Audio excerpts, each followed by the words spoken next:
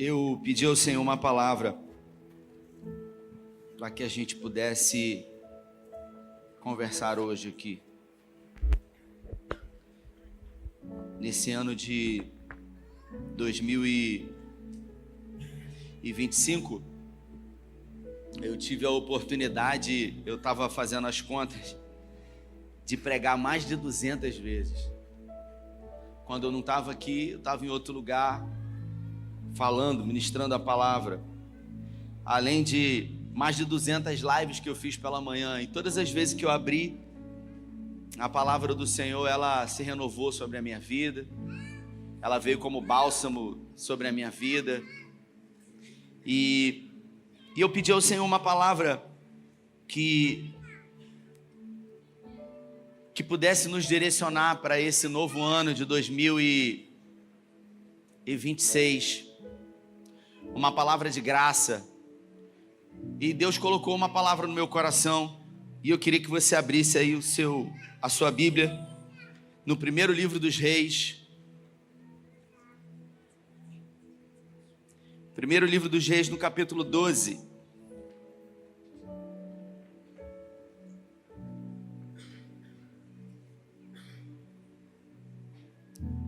Eles vão projetar no telão. Primeiro livro dos Reis, capítulo 12, versículo 1.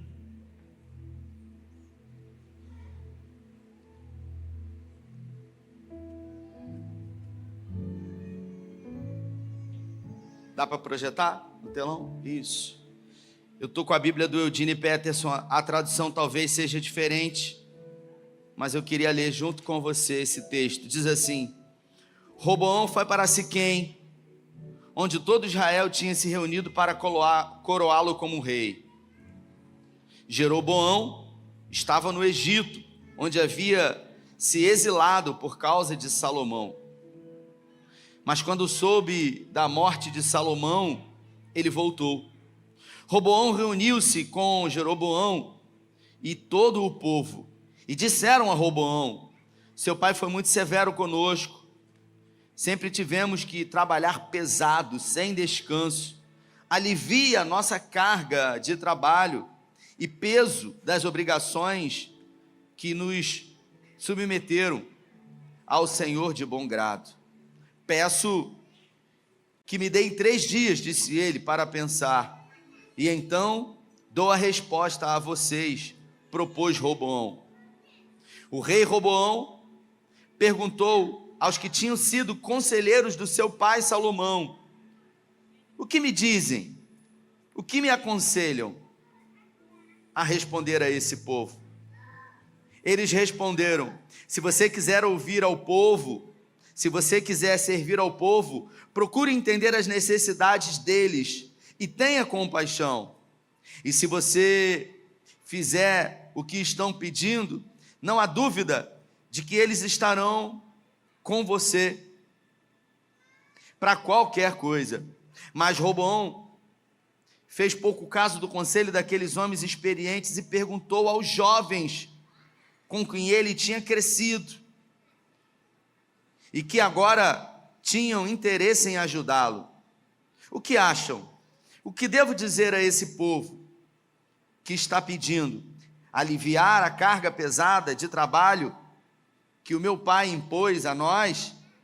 Seus jovens amigos responderam: digam a esse povo que está reclamando que o seu pai foi muito severo com eles: meu dedo mínimo é mais grosso do que a cintura do meu pai. Se vocês acham que a vida foi difícil no reinado do meu pai, ainda não viram nada. Meu pai castigou vocês com chicotes, mas eu vou castigá-los agora com correntes. Até aqui, feche os seus olhos. Senhor, essa é a tua palavra, e nessa noite em graça pedimos que o Senhor fale conosco, que os exemplos dos erros e acertos desse homem possam nos inspirar e nos nortear, para que no ano de 2026 nós possamos errar menos. É o que nós te pedimos em nome de Jesus. Queridos, essa última palavra de 2026, eu gostaria de falar sobre decisões, porque são as decisões, Luciano, que mudam os destinos das nossas vidas. E existem decisões que nós tomamos, Claudinho, que não interferem tanto na nossa vida. Existem decisões que nós tomamos que elas vão carregar pouco impacto, como por exemplo, eu decidi hoje, no último dia do ano, vir com essa camisa. Poderia ter escolhido outra. Isso talvez iria interferir para quem está em casa na forma como a iluminação iria refletir no meu rosto ou coisas parecidas, hein? Mas existem decisões que nós tomamos que elas mudam completamente a história da nossa vida. E eu tenho certeza que talvez em 2025, algumas decisões que você tomou trouxeram para você um peso de uma responsabilidade muito cara a ser paga. Eu tenho certeza que talvez algumas decisões que você tomou em 2025 levaram você a destinos que não agradaram a você. Eu rotineiramente falo nas minhas mensagens que a gente sempre vai poder escolher. Se não no primeiro momento, quando pessoas decidem por nós, no segundo momento nós vamos escolher. Eu estou aqui com meu filho Tito, que está na minha frente. Minha filha Mirella está por aí, está ali sentada com a Nancy. E hoje, as decisões que eu e Carla tomamos por eles vão levar eles para destinos que talvez eles não se agradem. Decisões que eu e Carla tomamos vão fazer com que Mirella e Tito possam assumir responsabilidades no futuro. Mas se no primeiro momento eu e Carla decidimos e eles vão ter que arcar com as consequências, em algum momento, ao crescerem, Mirella e Tito vão ter a oportunidade de também tomarem decisões em suas vidas. Eu gostaria de falar de um personagem bíblico hoje, que pouca gente conhece. Talvez ao falar o nome dele aqui, você nem conheça algum feito dele. Mas uma decisão que esse personagem tomou influenciou diretamente numa ruptura na história da nação de Israel irreversível, que nunca mais foi do mesmo jeito. Depois de uma decisão errada, quando Deus decidiu criar o seu povo, Ele levantou Abrão e Ur dos Caldeus, o pai da fé, que teve um filho chamado Isaque, que teve 2 filhos chamados Jacó e Esaú, que teve um filho chamado José, que Deus levantou Moisés e levou o povo para a terra prometida, e que quando o povo se assentou em Canaã, o povo pediu um rei, o povo decidiu ter uma nova forma de governança, o povo queria uma monarquia, e Deus disse: eu sou o rei de vocês, e eles disseram, assim como as nações estrangeiras, nós queremos um rei. E então foi levantado um rei segundo o coração do povo. E dentro da trilogia dos 3 primeiros reis da nação de Israel, o primeiro foi o rei Saul. Diga, rei Saul. O rei Saul, ele reinou durante 40 anos. Quantos anos ele reinou? 40 anos Saul reinou. E por causa das escolhas que Saul fez, o reino dele teve fim. E Deus disse para ele, porque ele foi avisado, ele foi alertado, mas ele decidiu não dar ouvidos a conselhos.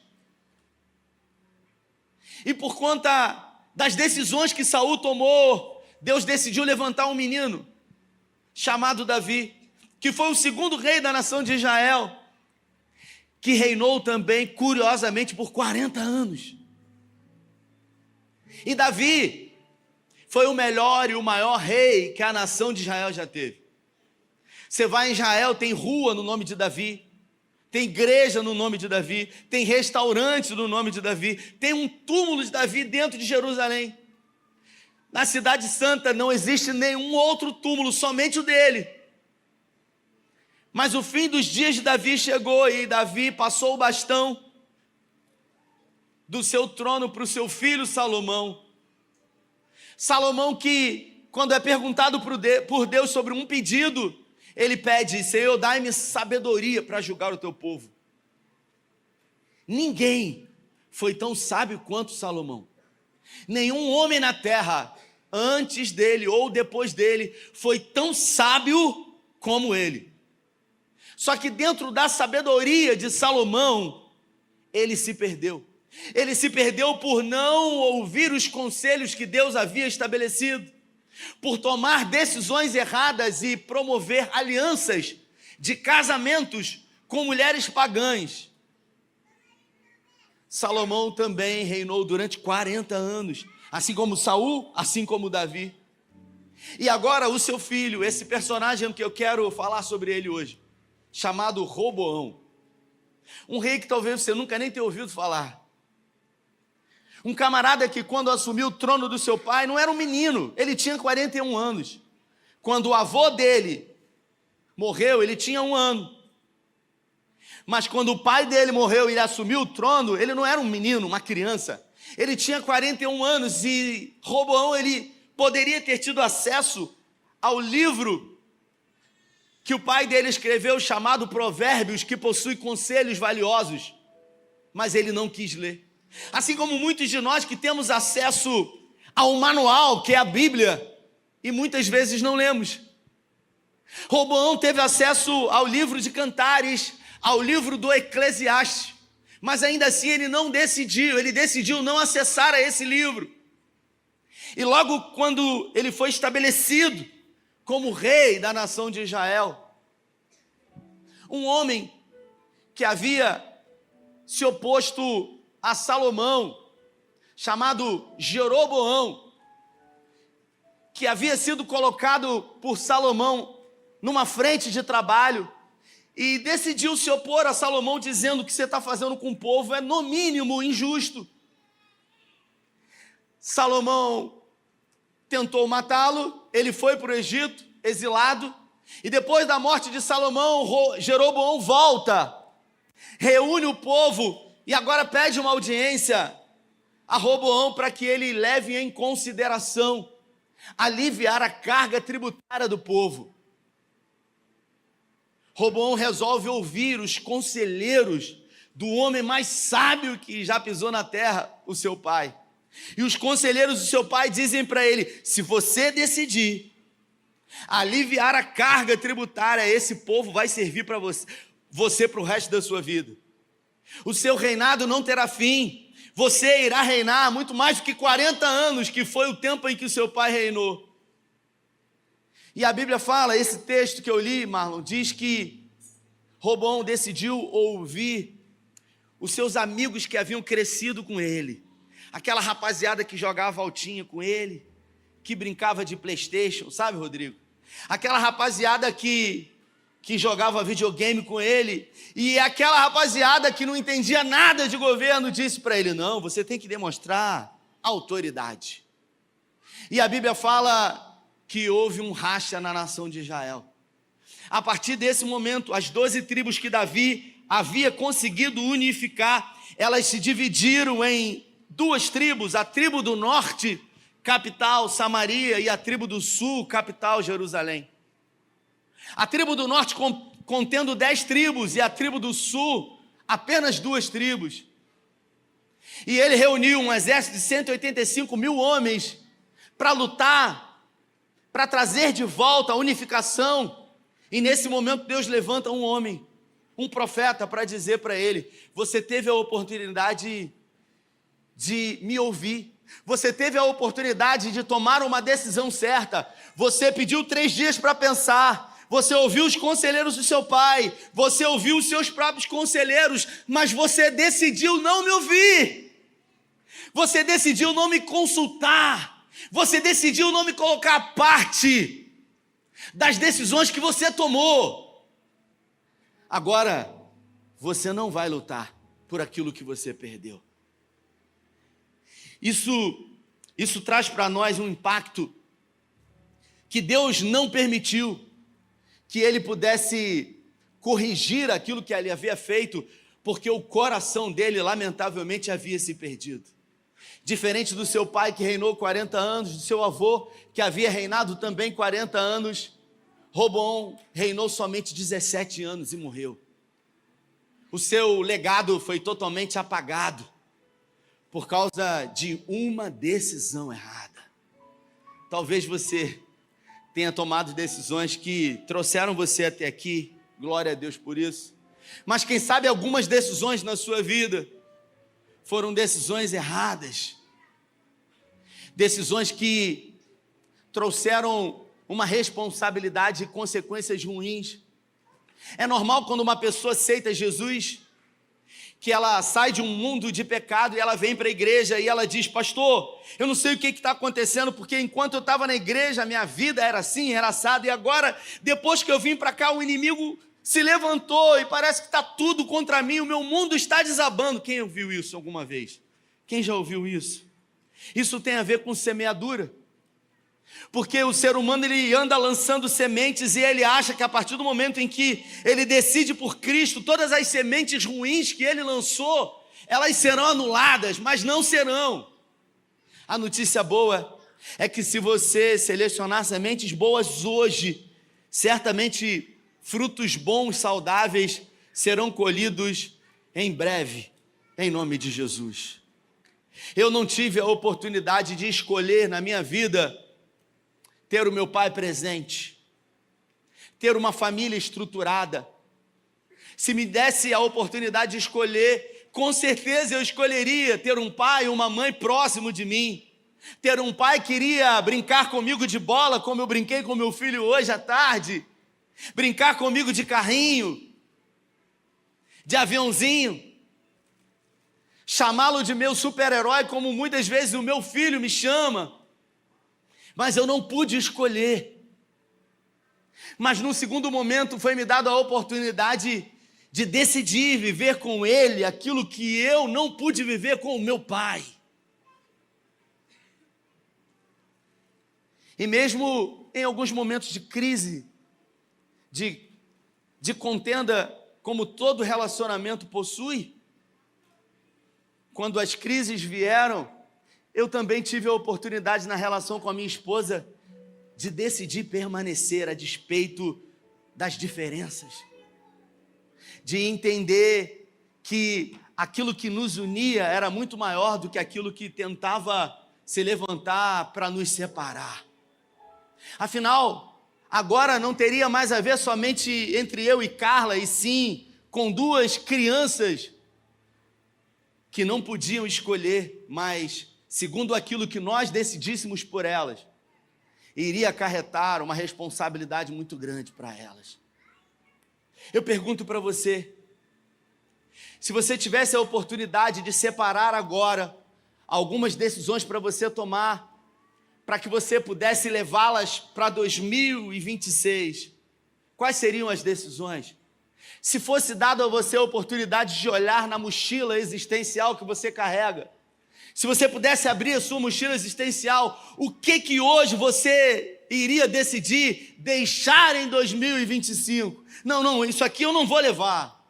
Esses pecados de estimação que vira e mexe, eu negocio com eles, eu não vou levar para 2026. Eu acho que eu não vou levar o orgulho para 2026. Porque as decisões de ser orgulhoso em 2025 foram nocivas para o meu casamento, para minhas relações familiares, para as minhas relações profissionais. Eu vou deixar o orgulho em 2025, eu vou deixar a avareza, eu vou deixar a indiferença, eu vou deixar a tristeza, a angústia, eu vou deixar a apatia, o desânimo, porque muitas pessoas elas querem resultados diferentes, com as mesmas decisões, e Deus não irá decidir por você aquilo que você precisa decidir. Roboão teve a oportunidade de fazer o maior e melhor reinado da nação de Israel. Ele teve exemplos positivos para isso, e a despeito de ter todas as oportunidades do mundo, ele decidiu negligenciar, fazer diferente. E você? Porque 2026 vai chegar em alguns minutos e, diferente do que muita gente pensa, a vida não vai mudar numa mudança de calendário ou em alguns minutos, mas a vida vai mudar de acordo com as decisões que você escolher fazer a partir de agora. Porque se você escolher lançar sementes boas a partir de agora, novos frutos serão colhidos para a glória do nome do Senhor na sua vida, na sua casa e na sua família. Então eu queria que você fechasse os seus olhos por um momento e que você pedisse ao Espírito Santo de Deus que falasse com você agora, para que você pudesse ter a oportunidade de não cometer os mesmos erros que você cometeu em 25, que você possa estar sensível à voz do Espírito Santo de Deus, porque as decisões, elas vão mudar os destinos, as decisões, elas vão nortear os nossos destinos. Espírito Santo de Deus, tenha liberdade agora, na mente e no coração, que as decisões desses homens e mulheres que estão aqui, não sejam pautadas em sensações humanas, em emoções passageiras, que são intensas, mas de curta duração. Que as nossas decisões, Pai, possam ser pautadas em conselhos de sábios, porque a Tua palavra diz que na multidão de conselhos há sabedoria. Que o Senhor possa nos inspirar a decidir por coisas que nos aproximam do Senhor. Assim como Mateus 6,33, que diz: buscai primeiramente o meu reino e a minha justiça, e todas as outras coisas serão acrescentadas. O Senhor declarou que todas as outras coisas seriam acrescentadas se buscássemos o Senhor em primeiro lugar. Por isso nós queremos nos comprometer, Senhor, de que ao acordar o Senhor receberá o primeiro pensamento. Todas as manhãs, ao abrir dos nossos olhos, dos nossos lábios, sairá para Ti a primeira palavra de gratidão, dizendo: obrigado, Senhor, porque esse dia é um novo dia que o Senhor fez, e como um novo dia, uma nova oportunidade de mudar a história da minha vida com decisões certas. Que o Senhor possa nos conduzir, que o Senhor possa nos inspirar, que a Tua boa e poderosa mão possa continuar nos abençoando, mas também nos guardando do homem mau, do homem sanguinário, do homem violento.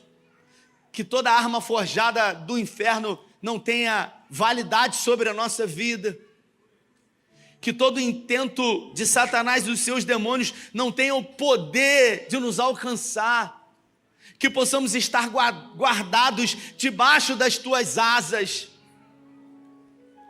Que possamos buscar agradar ao Senhor todos os dias, nos aproximar de Ti, fazer com que o Senhor faça parte de todas as decisões, sejam pequenas, médias ou totalmente importantes na nossa vida. E que acima de todas as coisas, Pai, nós possamos querer agradar o Teu coração. Nós oramos com fé em nome de Jesus, amém. Queridos, eu caminho para o final da minha reflexão, dizendo para você que a forma como 2026 será, depende muito mais de você do que propriamente de um governo atual. Muito mais de você do que propriamente de uma situação política, econômica. Muito mais de você do que qualquer outra coisa que você imagine. Em 2026 nós não seremos abençoados por Deus, porque nós já fomos abençoados por Deus desde a fundação do mundo. Deus já declarou uma bênção sobre a sua vida. Diga para quem está do seu lado: você é abençoado. E nós entendemos com isso, queridos, que tendo a bênção de Deus conosco, como Paulo fala em Romanos no capítulo 8, se Deus é por nós, se Deus é por nós, se Paulo parasse aí no versículo já seria incrível, mas ele diz: se Deus é por nós, quem será contra nós? Aquele que nem mesmo o seu próprio filho poupou, antes o entregou por amor a nós, como não dará juntamente com ele todas as coisas? Se Deus foi capaz de dar o filho dele por amor a você, o que mais ele poderia negar de você? que as suas decisões sejam pautadas em se aproximar, em agradar, em honrar e em amar a esse Deus que tudo fez por você. Eu queria que você se colocasse de pé, que você colocasse a mão na sua cabeça. Eu vou orar com você agora.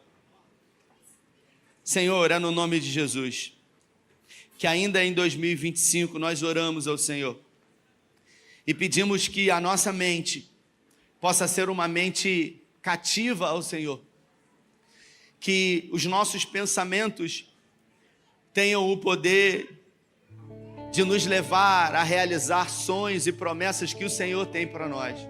Toda mente confusa seja repreendida, toda mente atribulada, toda mente atormentada por vozes, por demônios, nós repreendemos no nome de Jesus. Coloca a mão nos seus ouvidos.